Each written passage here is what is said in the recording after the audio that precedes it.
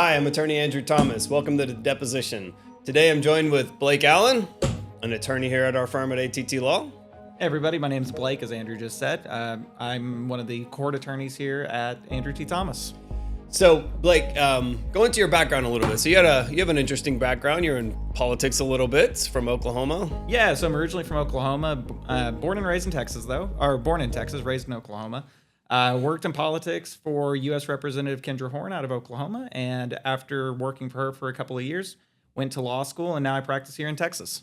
Awesome. So over our first couple of shows, we've kind of been highlighting changes that we've seen in immigration. Obviously, immigration is a kind of a political field. It's different than other types of law where politics do have a big factor into what we do, and things change. It's not static. Things are changing time to time. So one of the reasons I wanted to bring Blake on is that his practice is very heavy in immigration court.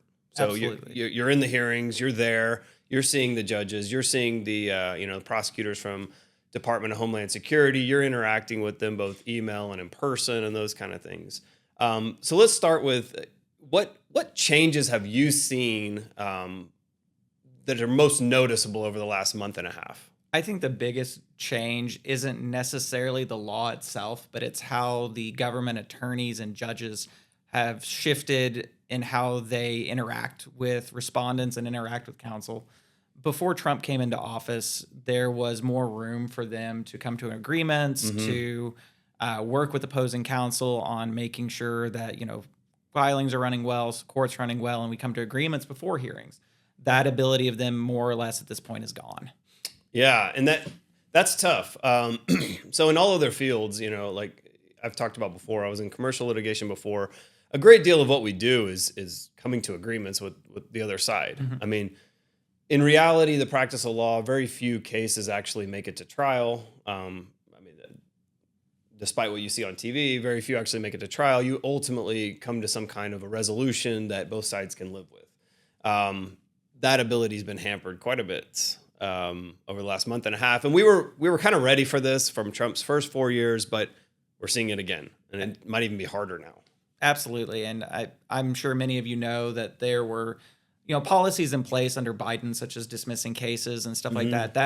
That ability is now completely gone, according to not just my own personal interactions, but also verbally been confirmed to me by government attorneys.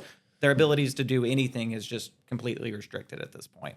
And that's unfortunate. So, we have these two opposing administrations. He had the Biden administration the last 4 years where they set, deportation priorities, and a lot of cases were either dismissed by the government, come to a joint dismissal motion with respondents or, with us.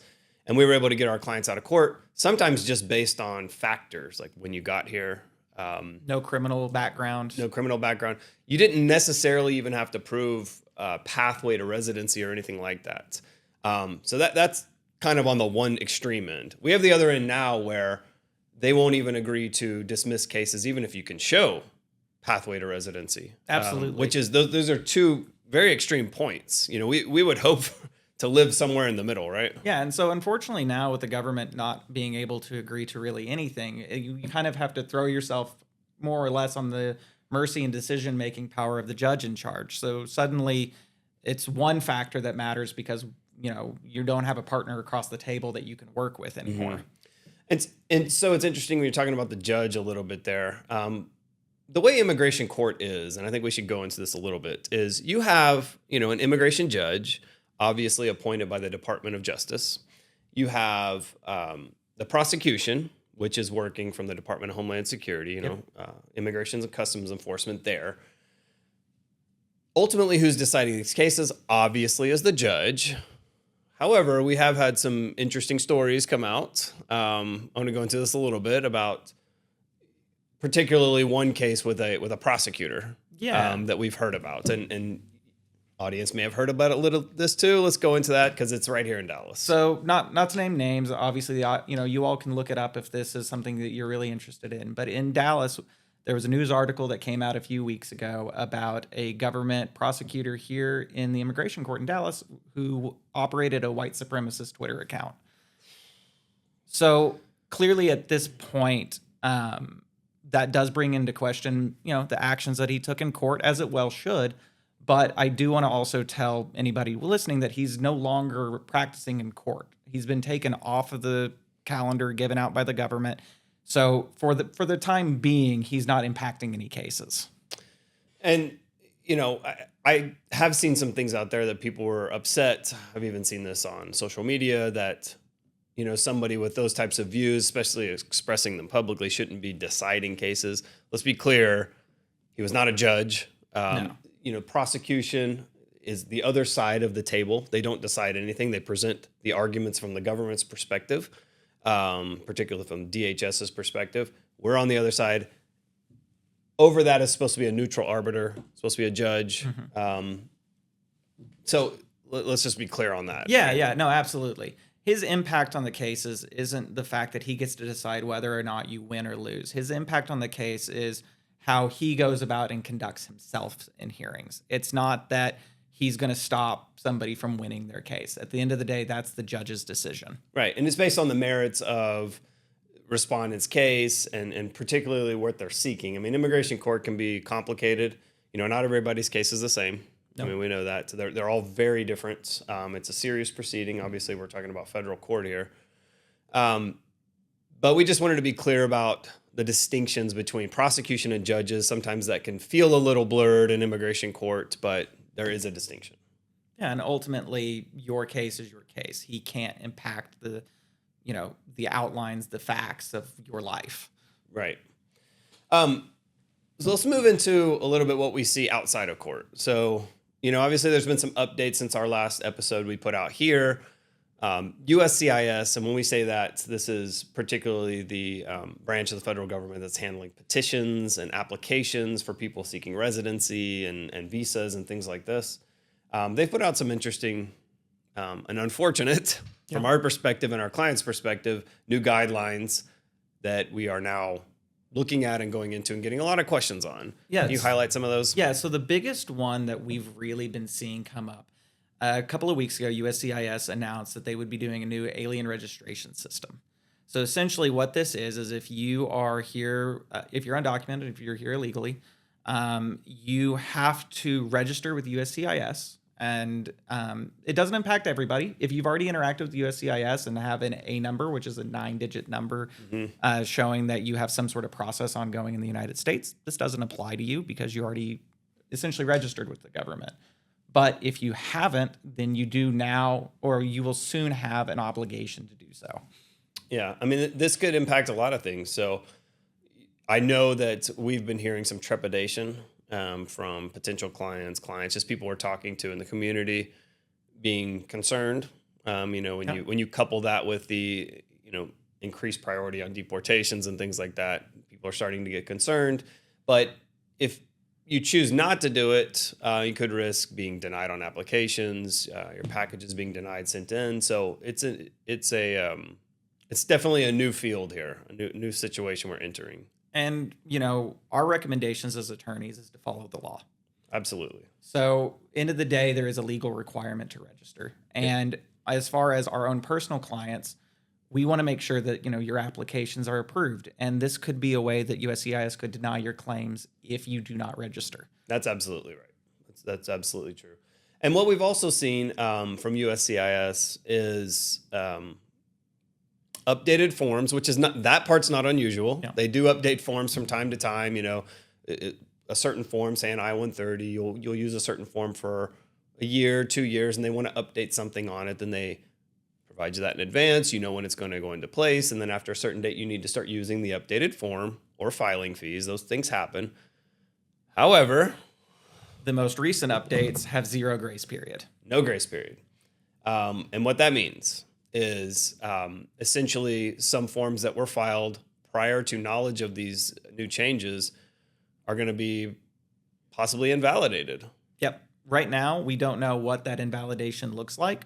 They could just request you to resubmit, but keep your original file deadline, or they may just reject them. We don't know what the government's policy is going to be, but if on these forms, if they were not filed before January 20th, when President Trump took office, we just can't guarantee what that looks like. That could be more problematic for certain types of cases than others, ones that had deadlines that had to get in, other ones that might just be kind of a headache that you just have to deal with and figure it out. We're waiting for more guidance on these things, but that's a new one. Yeah, and It's frustrating. And it's the good news is most people it likely won't impact more than a delay. But there are some unfortunate people, depending on the rule that they put out, could impact your entire application. So now we're going to take some questions. We do this every week. We get questions on social media. Let's get into it. First one is about VAWA. So really what we're looking at here since Trump came into office for VAWA, there's not a lot of changes legally speaking for them, but what we are seeing now is a lot of VAWA applications are getting interviews. Previously, this was a very rare occurrence, but due to an increase in fraudulent VAWA applications, they are now being much, much more particular with them and bringing in people to talk to them about their applications. Our general advice on everything is to be upfront and honest and truthful. These are federal applications. I mean, they do come with potential criminal charges if you're misrepresenting things. And so they're on to VAWA. Do not file things that you don't qualify for. VAWA can be a great avenue for victims of actual abuse. Absolutely. That's through a spouse, a U.S. citizen child. It can be an excellent avenue, and we encourage people that have that to seek counsel to possibly pursue that. However, it is not something that you should be filing just because you don't have another avenue. Be extremely careful and cautious, not only on VAWA, but any federal forms such as immigration forms. Be honest. It's the best advice. Absolutely. And just to reiterate it, and also to give you another reason for why you need to be honest on these forms, fraudulently filing immigration forms can bar you from any other type of status in the United States.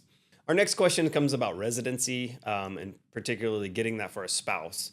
Now, this particular commenter is using the phrase adjustment of status. That's sort of a term of art. It's a particular thing. Adjustment of status would apply if your spouse came here legally. If they had a visa, if there's possibly parole in place, that could apply. But I'm inferring from this question that the spouse may not have come here legally. However, he still may have a pathway to residency. Yeah, absolutely. So if you did enter the United States illegally, just one time, if you entered in multiple times, there may be issues with your application. But just one time, you still have a process to getting residency. You have two real routes here.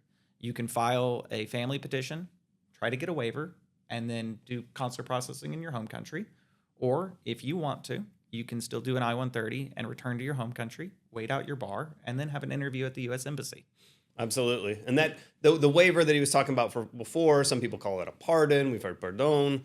The purpose of that is that if approved, you wouldn't have to wait that potentially 10 years outside the country. Absolutely.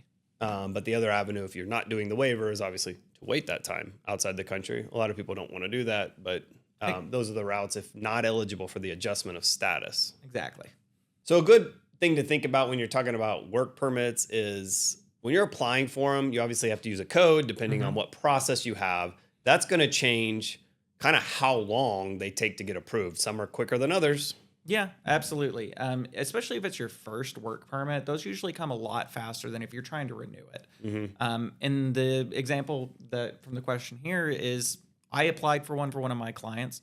I got it back in about a month and a half. I can't guarantee that that's a typical result. Processing times differ depending on the category and depending, like I said, if it's an initial one or you're renewing an old one. A North Texas family says the immigration nightmare they're living right now could happen to others who have legal status in the U.S. A woman says she is frantic after her husband, who is a legal permanent resident, was detained.